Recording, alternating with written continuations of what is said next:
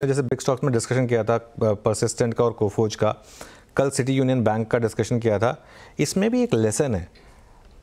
अब बहुत लोग कहते हैं कि काश हमें कल पता होता कि यार किसी को अगर पता होता कल, तो ट्रस्ट मी कोफोज और परसिस्टेंट में ज़्यादा बड़ा पैसा आज बना होगा, क्योंकि आज खुलने के बाद आधे घंटे के बाद तक भी, 1 घंटे बाद तक भी अगर आपने ऑप्शन लिए हैं कॉल ऑप्शंस, वो वहाँ से 5-6 गुना हुए हैं कॉल ऑप्शंस खुलने के बाद भी।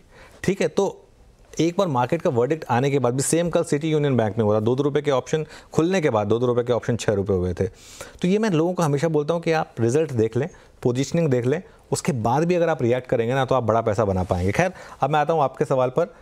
मिड कैप आईटी की जहाँ तक बात है, सुबह भी जो व्यू यही था कि आईटी एक ऐसी पॉकेट है जो इस मार्केट में आपको बड़ा पैसा बना के देगी। और वीरो 25% आपके पोर्टफोलियो में आईटी होना चाहिए, ये पूरे साल व्यू रहा है। अब तो मैंने ये इसको चेंज कर लिया कि 35% होना चाहिए, क्योंकि ये एक स्पेस है जहाँ पर आपको क्लियर कट एक विजिबिलिटी दिख रही है। आज सुबह मेरे सुधीर सिंह जी, आप भी थे ऑब्वियसली शो में, हमारी बात हो रही थी सुधीर सिंह जी से, क्या कॉन्फिडेंट बॉडी लैंग्वेज थी उनकी। और ये मुझे लग रहा है कि पूरे के पूरे मिड कैप आईटी में इसका एक आपको अंश दिखेगा।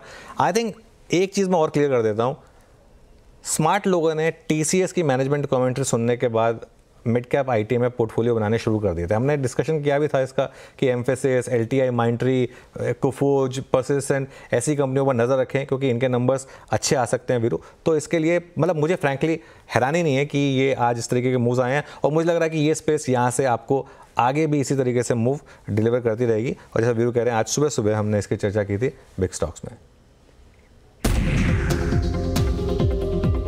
कहाँ से आई ये नंबर्स?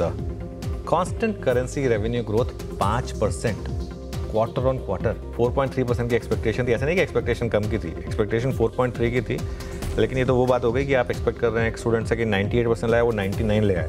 तो ये उस तरीके का मामला है। मुझे लगता है ये स्टॉक 52 वीक हाई हिट करेगा। दूसरा बिग स्टॉक कोफोज, 0 प्रमोटर होल्डिंग होने के बावजूद, जब पूरा माल छोड़ दिया था बेरिंग ने, नंबर्स ऑब्वियसली इंक्लूडेड हैं, लेकिन फिर भी अदरवाइज ऑल्सो नंबर्स काफ़ी अच्छे हैं। तो परसिस्टेंट और कोफोज यहाँ पे तो मैं डार्क ग्रीन लेके चल रहा हूँ। आज इनफैक्ट 3 स्टॉक्स डिस्कस कर लेते हैं वीरू एक बार फाइनली फटाफट। एक बार परसिस्टेंट, कोफोज और बजाज फाइनेंस, तीनों लेकर आइए।